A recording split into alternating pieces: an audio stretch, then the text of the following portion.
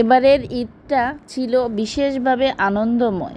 প্রতি বছরের তুলনায় এবার ঈদ অনেক বেশি আনন্দ আর উচ্ছ্বাসে কাটিয়েছি।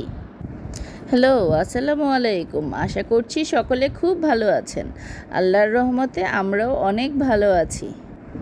কারণ এবার আমাদের সঙ্গে ঈদ করেছে আমার একমাত্র ননদিনী, তার ছেলে মেয়ে স্বামী অর্থাৎ পুরো পরিবার। সবাই একসাথে ছিল বলে এবারের ঈদটা আরও বেশি স্পেশাল হয়ে উঠেছে। ছোট থেকে বড়, আমার শ্বশুর শাশুড়ি, দাদি শাশুড়ি সবাই মিলে যেন আমাদের বাড়িটা এক উৎসবমুখর পরিবেশে ভরে উঠেছিল। খাওয়া দাওয়া, আড্ডা, হাসি ঠাট্টা সব কিছুতেই ছিল অন্যরকম একটি অনুভূতি। পরিবার যখন একত্রে থাকে তখন ঈদের আনন্দ যেন শতগুণ বেড়ে যায়। ঈদের ব্যস্ততা আর আনন্দ একসাথে হাত ধরাধরি করে আসে। ঈদের দিনে কাজের ব্যস্ততা যেমন ছিল, আনন্দটাও ছিল ততটাই বেশি।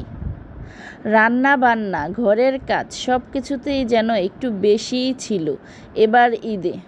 মাংস ভাগ বাটোয়ারা করে তারপর বুড়ি পরিষ্কারের দায়িত্বে চলে গেলেন আমার শাশুড়ি আর বড় যা। রান্নার দায়িত্বে ছিলাম আমি।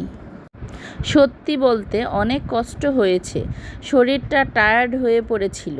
তবুও যখন দেখি সবাই একসাথে বসে তৃপ্তি করে খাচ্ছে, তখন কষ্টটা আর কষ্ট মনে হয় না, বরং মনে হয় যেন পরিশ্রমটা সার্থক হয়েছে। এই মিলেমিশে থাকা, একে অপরের পাশে দাঁড়ানো, সেটাই তো ঈদের আসল সৌন্দর্য। ননদিনী আমাদের সাথে ঈদ কাটিয়ে সন্ধ্যাবেলা চলে গেছে ওর স্বামীর বাড়ি।